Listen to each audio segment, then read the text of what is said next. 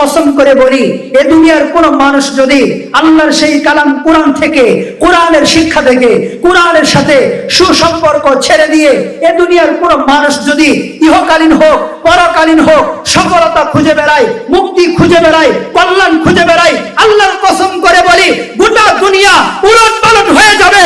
কোরআন থেকে বের হয়ে কোন জাতি সফলতা পাবে না, ঠিক কিনা বলেন?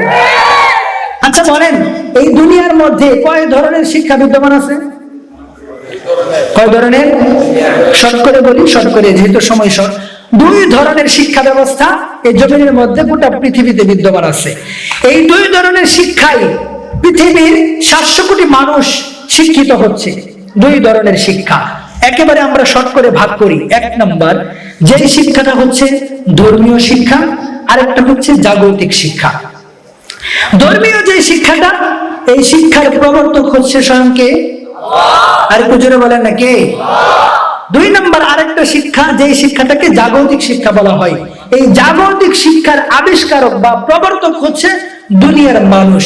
মুহতারাম হাজিরিন, তাহলে আমরা দুইটা শিক্ষা পাইলাম এই পৃথিবীর মধ্যে বিদ্যমান, একটা ধর্মীয় শিক্ষা আর একটা জাগতিক শিক্ষা।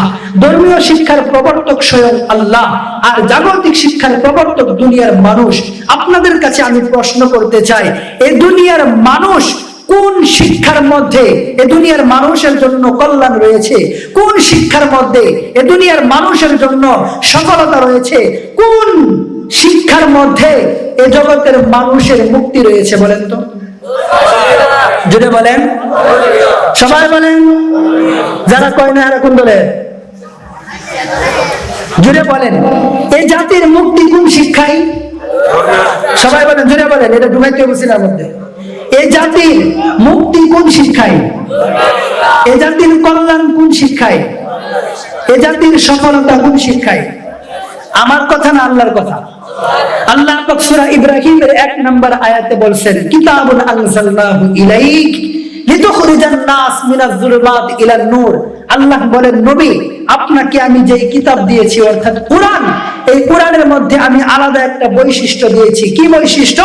বলে এই কিতাবের বৈশিষ্ট্য হচ্ছে, এই কিতাবকে যারা আঁকড়ে ধরে, এই কিতাবের সাথে যারা সম্পর্ক করে, এই কিতাব তথা কোরআনকে যারা ভালোবাসে, এই কোরআনের সাথে মহব্বতের সৃষ্টি, সম্পর্ক সৃষ্টি যারা করে, আল্লাহ বলেন আমার এই কোরআন তাদেরকে টেনে টেনে অন্ধকার থেকে বের করে আলোর পথ দেখায় দেয়। সুবহানাল্লাহ। এখন বলেন, আলোকিত জীবনই তো সফলতার জীবন নাকি?